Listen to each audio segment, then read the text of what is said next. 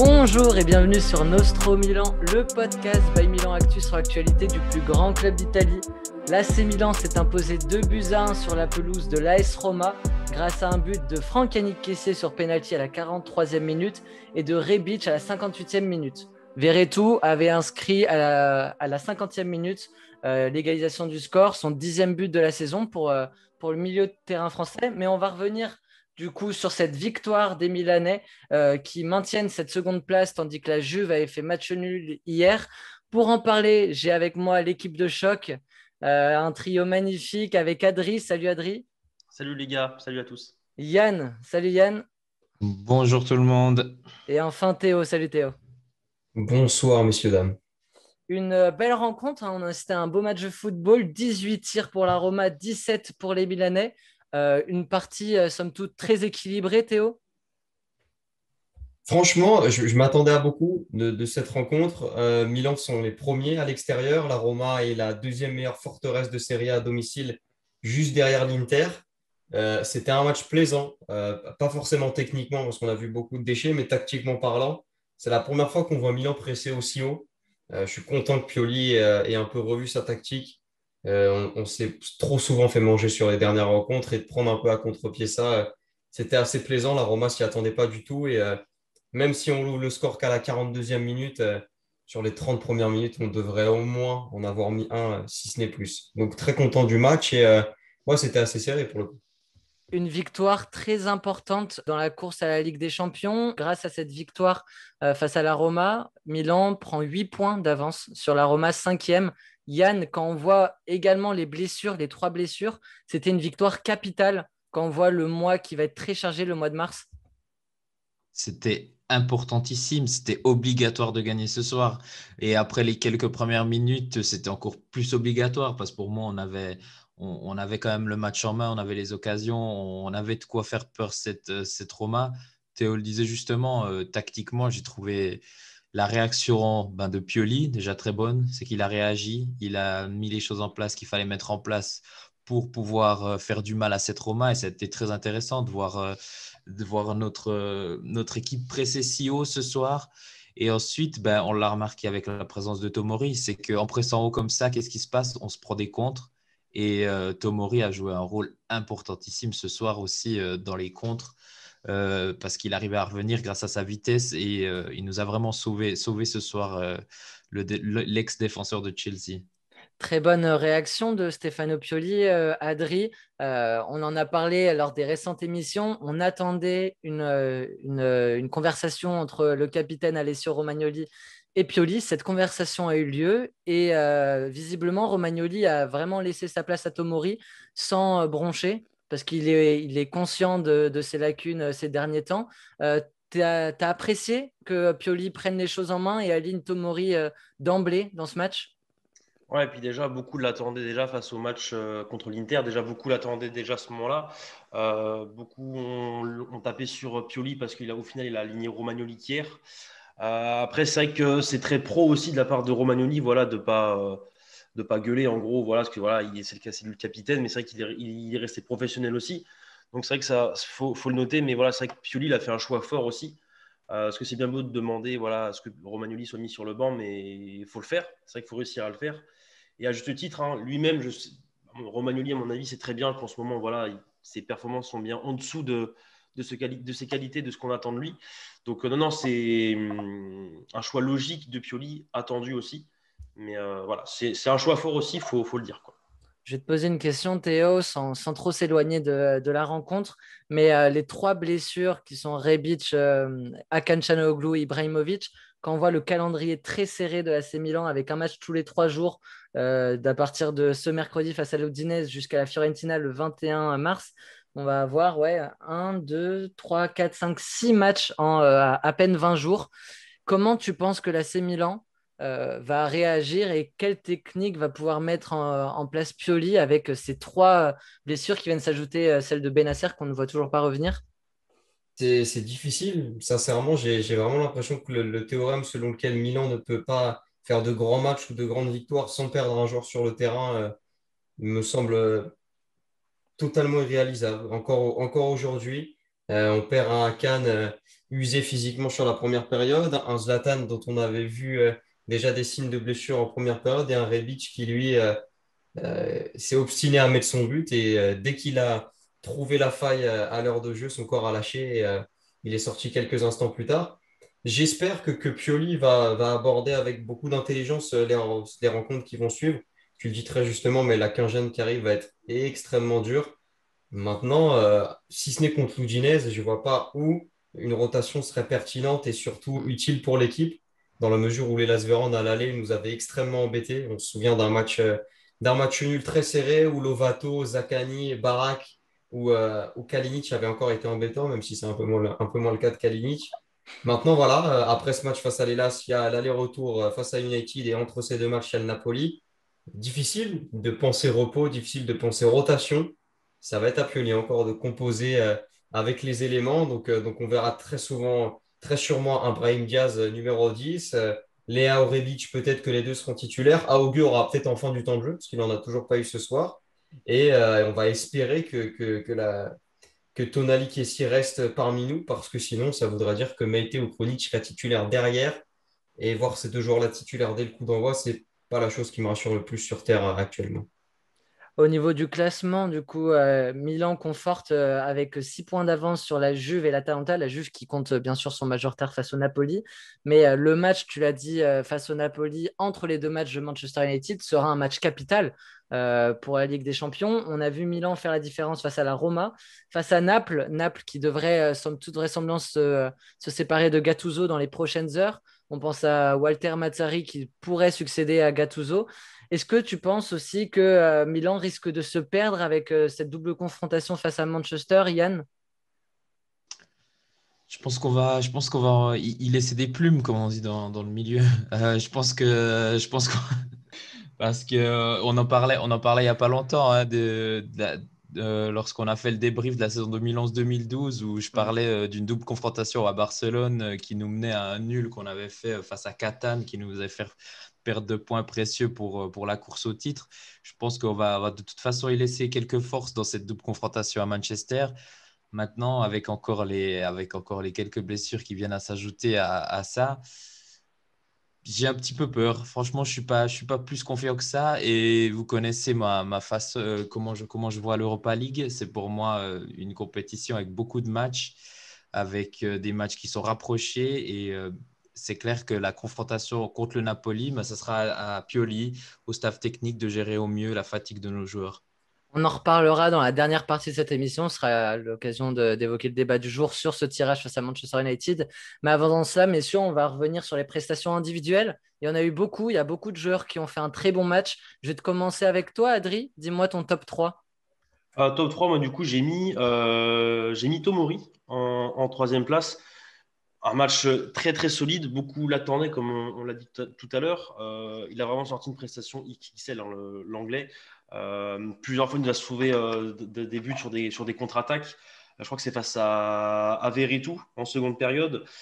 Pareil, en deuxième période, je crois que c'est sur une frappe de Mayoral ou d'Mkhitaryan où il se jette en premier temps pour sauver le ballon, puis après Tonali. Puis avec la doublette Kier, c'était très très solide, très rapide, on l'a vu aussi, hein, comme je disais tout à l'heure, sur les contre-attaques. 3-4 fois il est revenu, et même solide aussi, parce que de l'épaule, il gagnait beaucoup de duels. En deuxième, j'ai mis Ante Rebic. Je l'attendais beaucoup moi, sur ce match-là, Ante Rebic. On sait qu'il peut faire des différences sur des gros matchs. Il a fait une grosse différence sur ce match-là.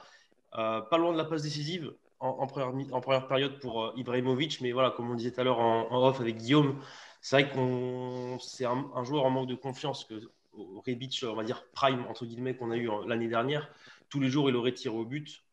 Là, voilà, il décide de la passer à Zlatan. Ça aurait pu faire but, mais le Suédois était hors jeu. Mais à côté de ça, très très peu de déchets techniques, j'ai trouvé pour Rebic, très percutant, très remontant sur son côté gauche. Et magnifique but sur une passe de Selmakers, un très beau contrôle orienté. Il vient ajuster le portier de la Roma à contre-pied. Et en première place, moi j'ai mis Calabria. C'est l'un de ces matchs référence pour moi pour le Ouais, latéral je suis d'accord italien. avec toi. Très très grosse prestation. Défensivement, il était très très peu de duels perdus sur son côté. Même offensivement. Alors offensivement, j'ai Je l'ai moins vu offensivement, je trouve. Mais Il provoque intelligemment le penalty face à Fazio. Oui, pardon. Ouais, surtout ça. Ouais. Et ouais, c'est vrai que c'est surtout défensivement, je retiens son match. Ouais, comme je l'ai dit tout à l'heure, c'est l'une de ses meilleures prestations pour moi face à la Roma ce soir. Je voulais juste rajouter aussi que Tonali a sorti une grosse prestation aussi, surtout en deuxième période où vraiment là on voit que voilà, il monte vraiment petit à petit, qu'il commence gentiment à passer un petit palier. Donnarumma très bon aussi. Et un beau coaching de Pioli aussi, j'ai trouvé sur ce match-là. Très bien. Yann, dis-moi quels sont tes 3 tops? Tu t'en parles droit maintenant. Tonali, pour moi, il monte en puissance. Il a touché un nombre incalculable de ballons. Il a récupéré beaucoup de ballons aussi en phase défensive. Je l'ai trouvé très intéressant. Il y a un moment sur une contre-attaque de la Roma où Tomori d'abord bloque le ballon et ensuite c'est Tonali qui revient de nulle part et qui bloque aussi le ballon. Et offensivement, je les trouve aussi très rapides. Aujourd'hui, on a vu la rapidité de Tonali sur certaines balles où il a été mis en profondeur. C'était surtout un peu sur le côté droit de Fazio. Très, très, très rapide, Tonali. Et dans ses lignes de passe, il prend de plus en plus de risques. Et ça, je pense que ça a à voir. C'est en lien avec le fait qu'il monte, qu'il prend la confiance. Et dans ses lignes de passe, il fait des passes de plus en plus compliquées, il prend des risques. Et c'est le Tonali que j'ai envie de voir. C'est le Tonali qu'on voyait à Brescia. C'est le Tonali que j'ai envie de voir. Et ce soir, pour moi, il mérite clairement sa place dans les tops parce qu'il fait un super match pour moi, Tonali. En deuxième position de mes tops, j'ai comme Adri, Tomori, qui fait un match incroyable. En contre-attaque, sur les contre-attaques de la Roma, il a été importantissime. Je l'ai dit tout à l'heure, en jouant avec un tel pressing, il fallait s'attendre à quelquefois à avoir des contre-attaques. Et il a réussi à contrer toutes ces contre-attaques de par sa vitesse. Il n'a jamais pris de vitesse, il a une rapidité, c'est impressionnant. Et puis, il a été utile devant aussi, hein. Il est l'auteur. Il est l'auteur du but annulé en tout début de match. Oui. Ensuite, sur un coup franc de Brahim ou de Théo, je ne sais plus qui le tire pour finir, il est aussi là dans la surface pour mettre le pied et c'est Paul Lopez qui doit la sortir. Donc, très gros match de l'Anglais. C'est exactement ce dont pourquoi on l'avait pris à Milan. Et maintenant, dans les prochains mois, pour moi, ça sera quelque chose à vraiment réfléchir. Est-ce qu'il faut le prolonger? Est-ce qu'il faut faire sauter cette option d'achat ou pas? On en reparlera. Et ensuite, c'était l'homme de la soirée. C'était l'homme sur qui on tape beaucoup dessus ces temps. Mon top numéro 1, c'est Rebic ce soir. Il fait un très grand match. Il est très percutant. On le voit, pas du tout en confiance. Quand on doit, après un but, réagir en faisant chute, c'est qu'on sait que les gens nous sont sur le dos. Romagnoli a fait la même face à la Fiorentina il y a quelques temps. Et c'est pas Ouais. pour autant que. Donc bon, à suivre, mais généralement, ça porte pas un très très gros karma, les joueurs qui font ces célébrations. Mais Kurzawa a fait ça après un quadruplé face à Anderlecht, face à un triplé, pardon. J'apprécie pas forcément ce genre de geste parce que pour moi, ça montre vraiment qu'il sait qu'il y a des gens qui sont sur son dos et que ça l'affecte.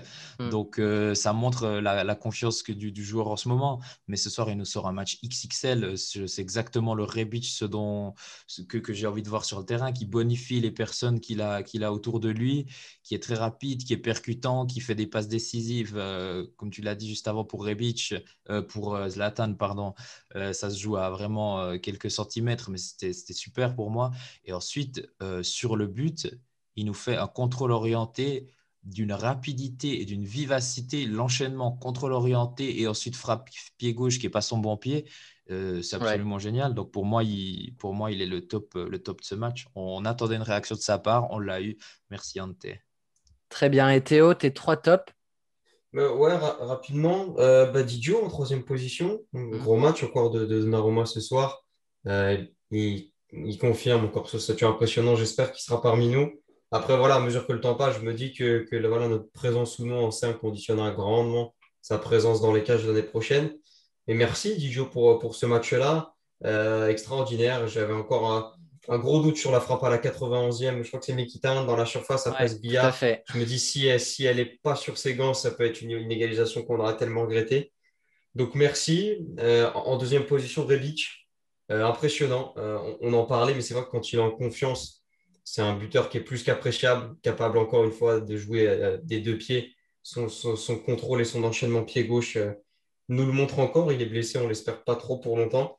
Mais c'est un joueur qui est puissant, qui est capable de jouer un peu partout sur le front de l'attaque et qui a de nombreuses qualités. Content qu'il nous en montre une partie ce soir. Je l'ai trouvé très impliqué. On espère que ce sera de bon augure pour la suite. Puis je vais finir rapidement en mettant Tomori et Tonali sur la première marche du podium, qui ont été déjà, à mes yeux, le meilleur duo de la première période. Impressionnant, les deux, dans l'adversité, dans la combativité. Et les plus sérieux, quoi. Tomori, on sait que il n'a pas forcément la vision de jeu et la qualité de passe d'un Alessio Romagnoli, mais ça ne lui a pas empêché d'être très prompt dans les duels, très rapide. Il a une capacité de réaction et une vitesse que je trouve impressionnante. Et il a rassuré une défense qui était quand même pas la plus stable sur ce mois de février. Donc très content de la titularisation de Tomori ce soir. Moi, je l'aurais souhaité déjà lors du derby.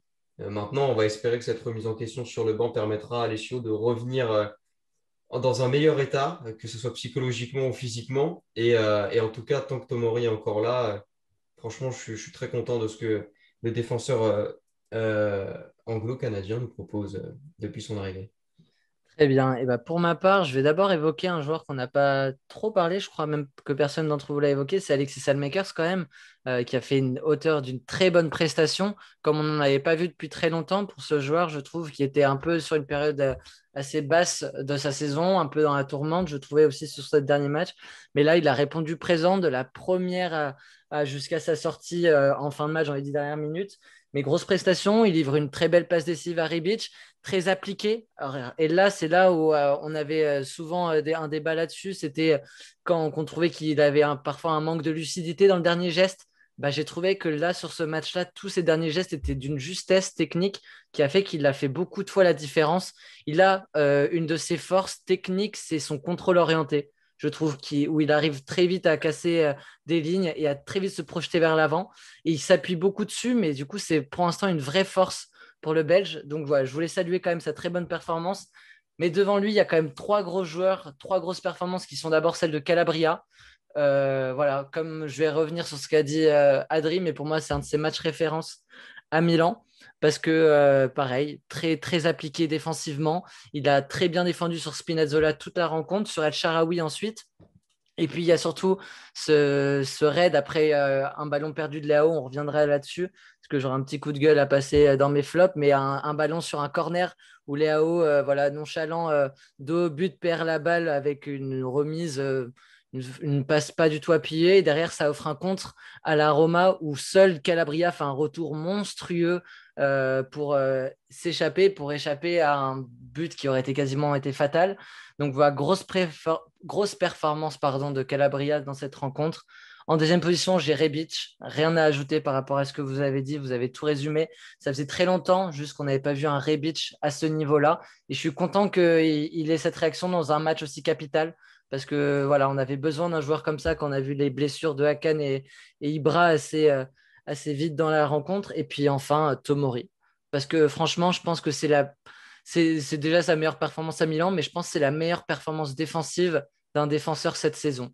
Parce qu'il n'a rien fait de mal. Il a été énorme de la première à la 90e minute aussi. Très rassurant, rapide, beaucoup Performance d'interventions. défensive, il y a Théo Hernandez face à la Lazio quand même. Hein. Ouais, mais ça, c'est offensive. C'est offensive Ouais, quand mais même. défensivement, il avait été incroyable aussi sur le Ouais, côté droit. ouais, Il mais avait... je trouve que la rencontre de Ouais, Tomori, il fait un c'est gros d'un match. Ouais. niveau, c'est un Dans le énorme top match. 3, peut-être. Il faudrait qu'on retrouve d'autres. Ouais, mais voilà, moi, Tomori, je peux te dire, les petits taquets que je mets quand il y a une bonne performance, j'en ai une dizaine facile de bonnes interventions de Tomori. Donc voilà, juste énorme. Je félicite aussi Pioli d'avoir eu le courage de mettre Romagnoli. Je félicite Romagnoli d'avoir eu le courage et d'avoir le recul pour admettre qu'il n'était pas au top niveau et que peut-être qu'il allait mettre l'AC Milan en difficulté, car je suis certain, et sans mettre en question les dernières années de Romagnoli, je suis certain qu'avec Romagnoli titulaire avec Kier, ce match, il n'a pas le même visage et on le perd sûrement, ce match avec le Romagnoli des dernières semaines. Donc voilà, Tomori qui, moi, est le MVP de cette rencontre. On va passer à vos flops. Messieurs, si vous en avez, on va commencer avec toi, Théo. De flop, le premier, c'est Zlatan. Pas habitué à mettre le Suédois dans les flops. On sait que c'est un joueur qui est impressionnant.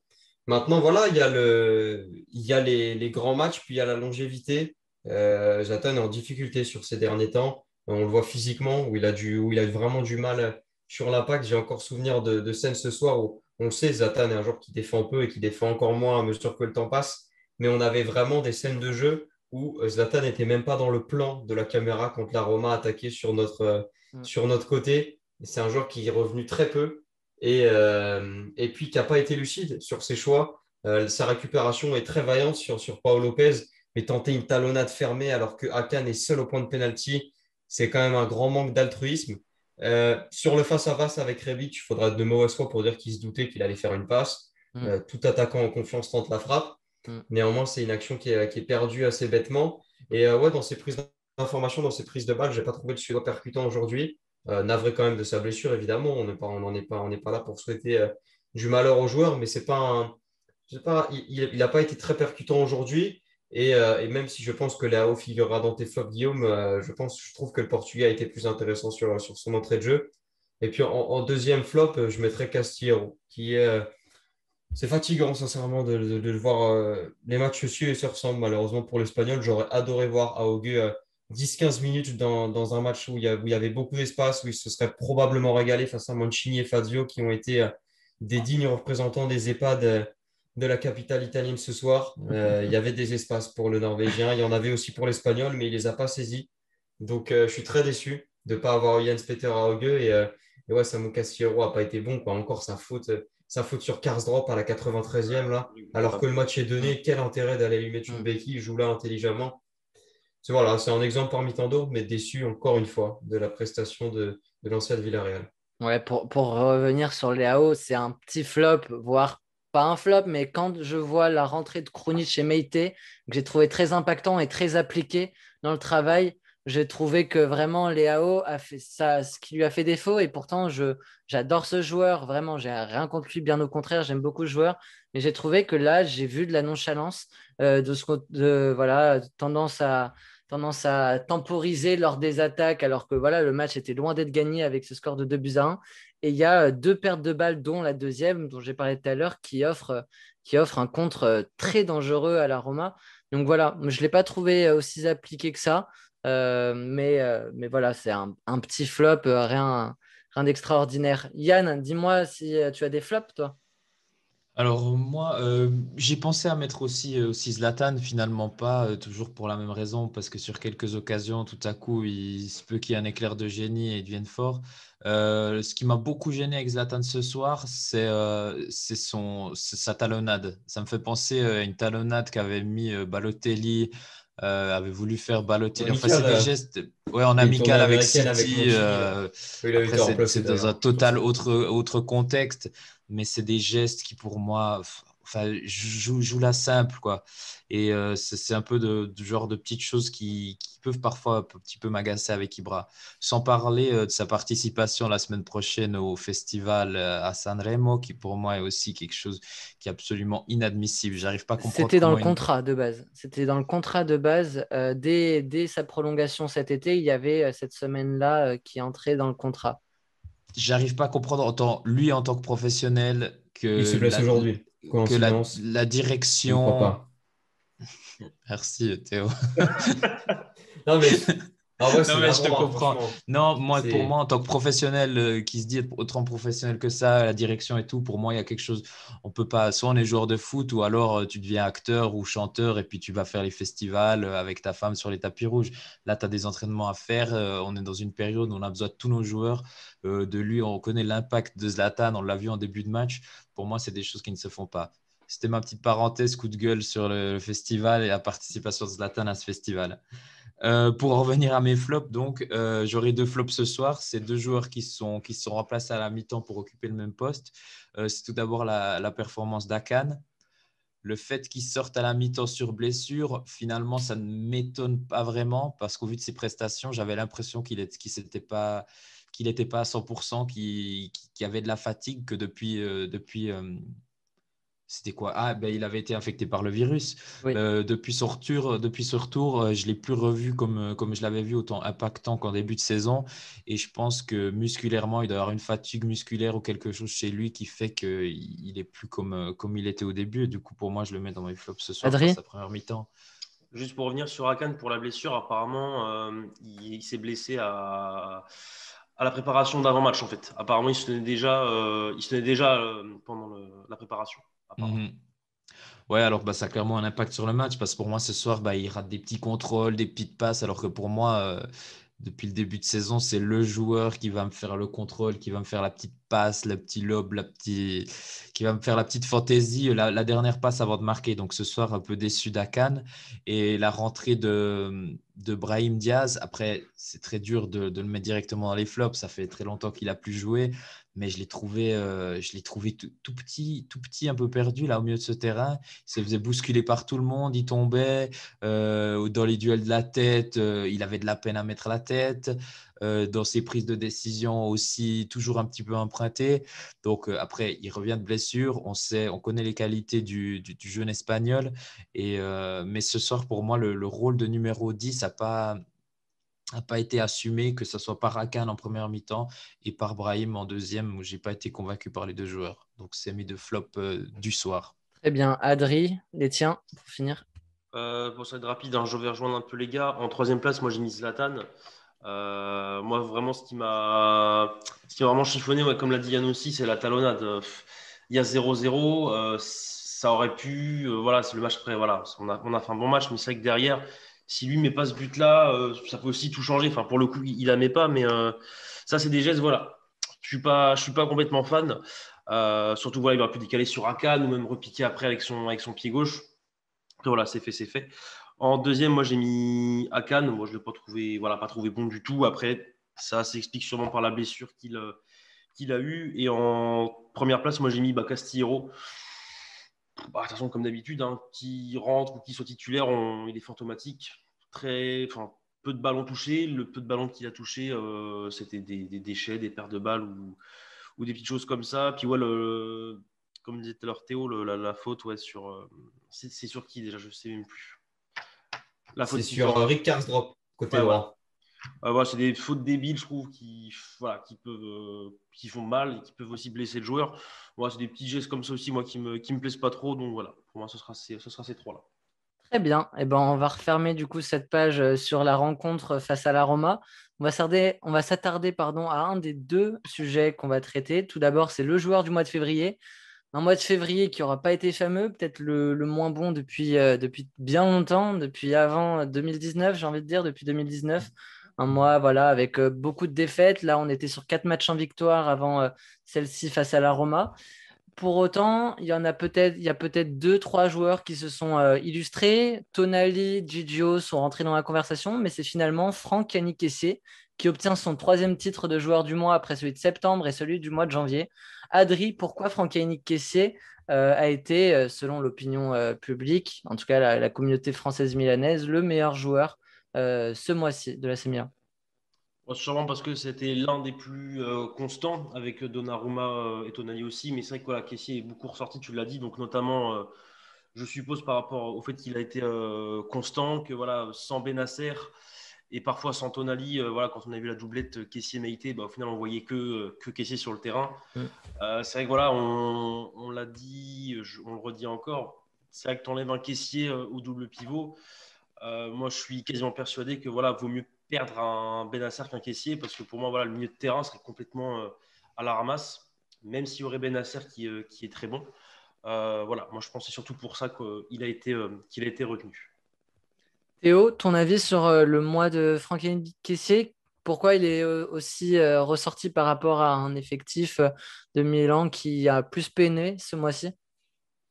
Adrien l'avance très justement, mais l'argument de la constance, ça reste quand même primordial pour juger un joueur qui ici a loupé qu'un seul match cette saison. C'est toujours le cas actuellement, si je ne dis pas de bêtises. Maintenant, on a besoin de ce genre de profil-là qui est sublimé très souvent par les rencontres de ses coéquipiers. Sandro Tonali rend quand même la rencontre de Kessié très agréable à voir. C'est un joueur qui ose de plus en plus, qui est en confiance. J'ai encore la preuve ce soir. Il y a vraiment une aisance dans sa conduite de balle qu'on n'aura pas forcément ressenti avant. C'est un joueur qui se projette beaucoup plus souvent, qui tente. Et on a souvent l'image du tank, etc., parce que c'est son surnom. Mais c'est un joueur qui a, je trouve, une très bonne conduite de balle et qui est capable d'aller très rapidement vers l'avant. Donc, non, la constance, voilà, tu le disais en prélude, Guillaume, mais évidemment que Sandro Tonali ou Didio auraient pu manger à la table de Yannick Kessié sur ce mois-ci, vu les performances qu'ils ont faites. Maintenant, voilà, content pour Kessié qui prenne ce nouveau titre du joueur du mois. Et j'espère que pour le mois prochain, ce sera un joueur à vocation offensive parce que notre premier match, notre première victoire depuis 4 matchs ce soir passe en très grande partie parce qu'on a eu des grands attaquants. Très bien. Yann, un mot à rajouter sur le mois de l'Ivoirien? Mes collègues ont déjà pratiquement tout dit. Si j'ai presque envie de rajouter encore, et on l'oublie un petit peu, on a souvent l'impression que c'est quelque chose de très facile, mais Kessié il nous tire tous les pénaltys et sur le mois de février, c'est du 100%. Ouais. Et là aussi, j'ai l'impression qu'il monte aussi en puissance parce que c'est toujours plus maîtrisé, j'ai l'impression. Il prend pratiquement à chaque fois le gardien à contre-pied et il a un calme et une aisance quand il va frapper ses tirs au but. Il fait quelques petits pas et ensuite il place le ballon. C'est aussi quelque chose qu'on oublie très souvent parce qu'on se dit toujours qu'un penalty c'est facile, mais il faut quand même aller les tirer. Et puis il a pris ça complètement en main alors que Zlatan peinait un petit peu à nous satisfaire dans cet exercice et il le fait très très bien. Et puis sinon, je rejoins absolument tout ce qu'ont dit Adri et Théo sur sa constance et pour moi, il a clairement sa place en tant que joueur du mois ce mois. Dites-nous, vous, dans les commentaires de la vidéo, quel joueur auriez-vous élu pour ce mois? Lequel mérite d'être joueur du mois de février entre Gigio, Kessié, ça peut être un autre joueur. Dites-nous lequel mérite d'être joueur du mois de février. On va passer maintenant à l'Europa League et au tirage des 16e de finale. Vous avez été très nombreux à nous rejoindre sur le Twitch. Voilà, nous avons fait un live après la qualification pour parler un peu de notre ressenti sur les 2 matchs qui n'ont pas été gagnés face à Belgrade et nous concentrer un peu sur nos ambitions. Et le lendemain, nous avons appris que Milan allait rejoindre en 16e le Manchester United, une rencontre historique. Hein. Yann, tu nous avais parlé de ce match qui t'avait fait tant vibrer à Kaka Cristiano Ronaldo en 2007.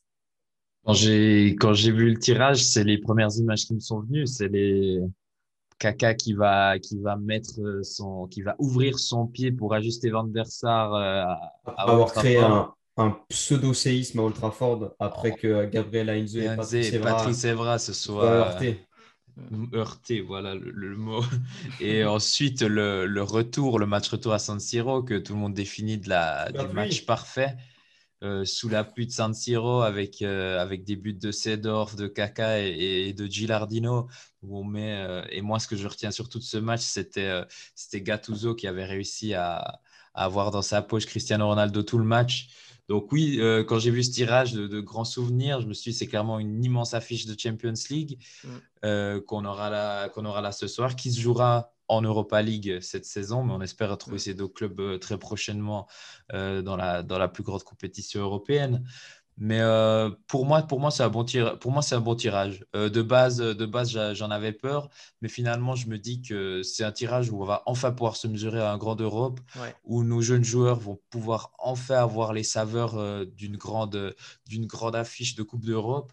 Et je pense que ça peut nous apporter quelque chose, je pense, à notre effectif, pour souder notre effectif et pour se mesurer à ce Manchester United-là. Sur le papier, quand on voit le tirage, on n'est pas loin du pire tirage que pouvait espérer l'AC Milan. Mais quand on est supporter, Théo, on est friand de ce genre de rencontre, non, à ce stade-là, d'une compétition européenne. Client, oui. Fan et impatient, non. Elle est là la nuance.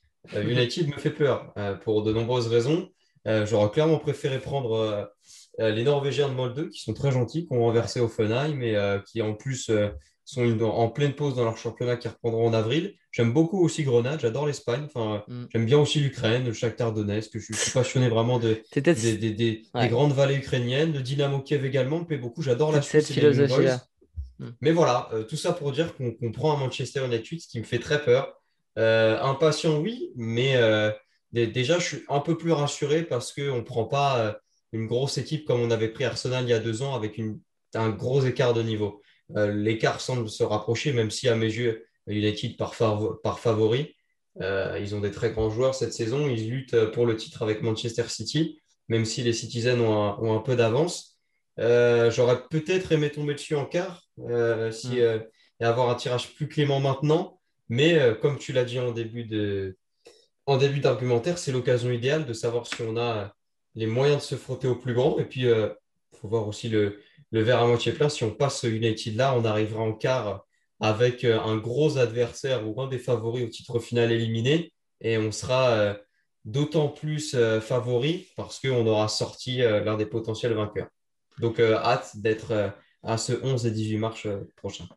Tu l'as dit, c'est bon, on est avec Dessy, on refait le monde, mais avec les autres confrontations de ces 16e de finale, très peu de grosses confrontations finalement. C'est assez varié. On a un Ajax Young Boys de Berne et un Shakhtar Donetsk Roma. Mais sinon, voilà, les Tottenham, les Villarreal, les Arsenal ont hérité de tirages assez cléments. Donc, on peut s'attendre à un quart de finale tout aussi relevé que ce 16e de finale, même si là, on tient un des matchs les plus palpitants de cette saison pour l'AC Milan. Un match où Milan commencera à l'extérieur. Manchester commencera par recevoir au match aller, avec notamment un Pogba qui est d'ores et déjà out, vu qu'il est blessé pour plusieurs semaines et il loupera quoi qu'il arrive ces matchs. Adri, comment vois-tu cette physionomie de match? Comment tu vois l'AC Milan s'en sortir ou pas? En prenant en compte évidemment les blessures. Dakan, Ibra et Rebic, on ne connaît pas encore la nature et si ce sera très long, mais il y a cette incertitude pour pouvoir aligner notre 11. Ouais, pour moi, si on n'arrive pas à récupérer Rebic, Hakan, Zlatan, je vois mal comment est-ce qu'on pourrait s'imposer. Après, sur un match, tout est possible aussi, mais c'est vrai que voilà, je pense que Zlatan, sur des matchs comme ça, sur des matchs très importants, de haut niveau, qui vont être regardés aussi par beaucoup de monde, dans le vestiaire, voilà, que ce soit même en Serie A ou même dans d'autres matchs, hein, tu l'écoutes, mais ça, dans des matchs comme ça, c'est plus particulier, tu vois.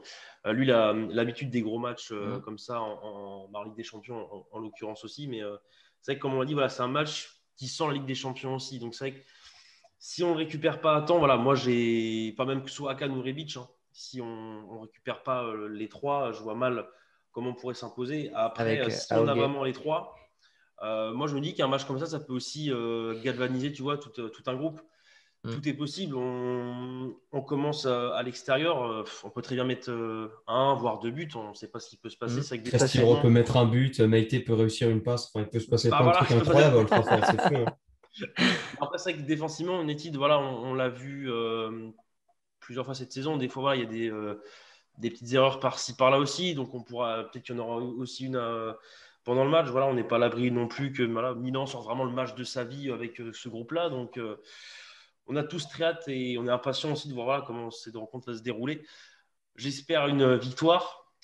Après ça, on verra. Mais voilà, ça va être un beau match qui va être très disputé, je pense. Moi, j'ai une vision, mes amis.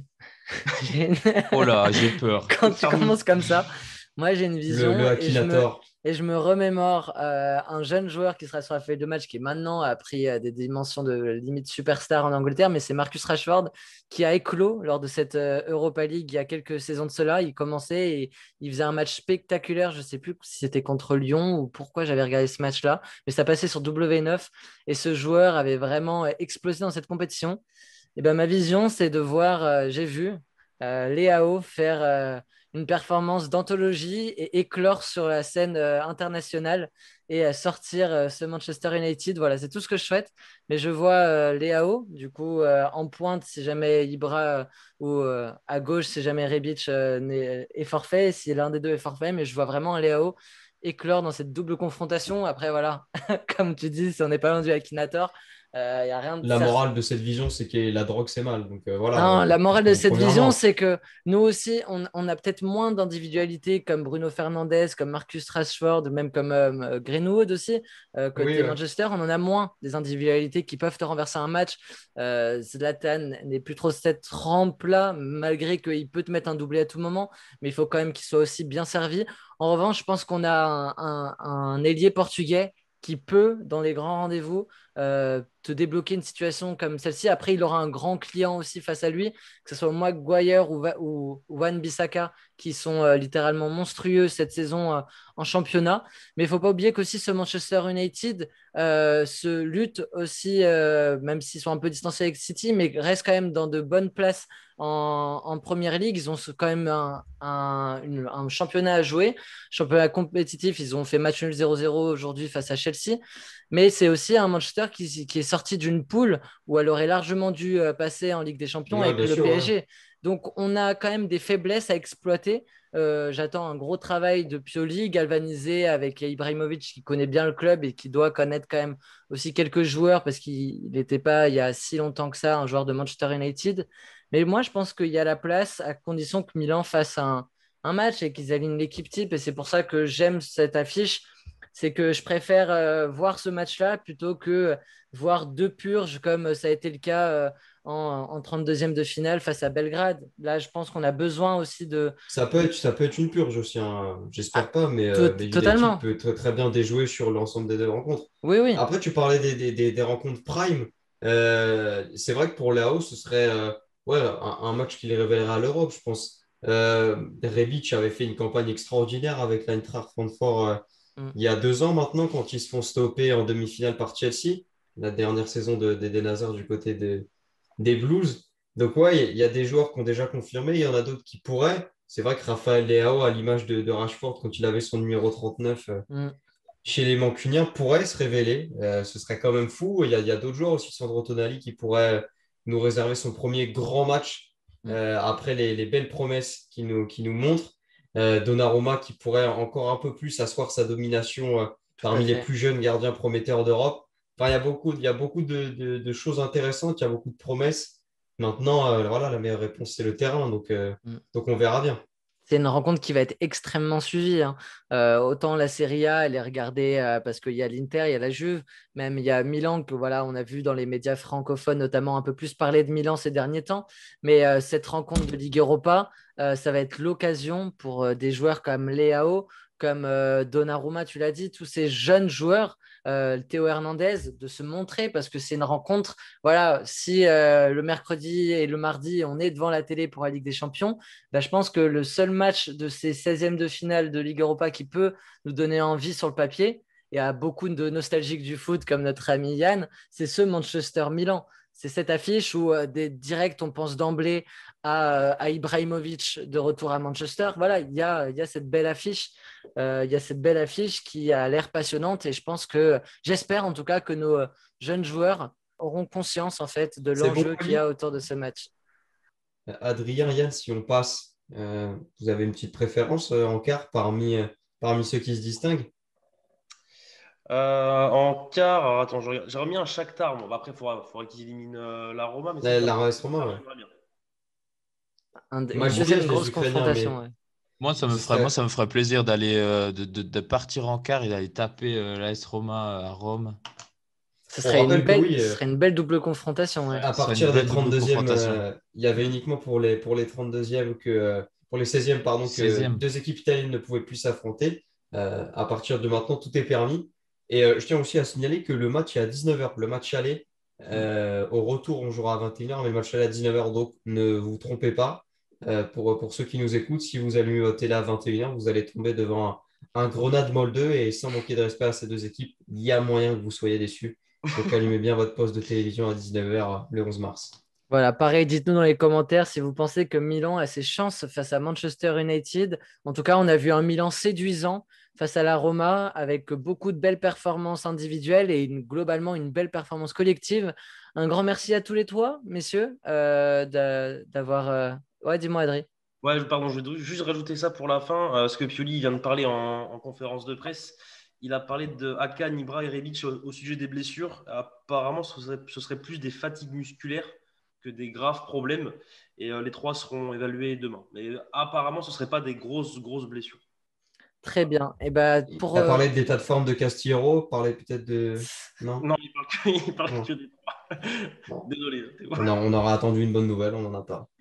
Merci à tous les trois, en tout cas, d'avoir répondu présent encore et pour ce débrief. Merci pour vos analyses. On se retrouve, nous, après le match face à l'Udinese en milieu de semaine. Nous ferons également ce débrief-là, en espérant que Milan enchaîne et que Je vous prenne. offre une dernière stat, mon Guillaume, avant que l'émission s'arrête. La Roma a pris 3 points sur 24 cette saison face à Milan, l'Inter, la Juve, l'Atalanta, la Lazio et le Napoli. 3 points sur 24. Voilà, en attendant, messieurs, prenez soin de vous, chers auditeurs, prenez soin de vous, et puis on se retrouve du coup après le match face à l'Udinese en milieu de semaine. Forza Milan, ciao! Ciao. Ciao à tous.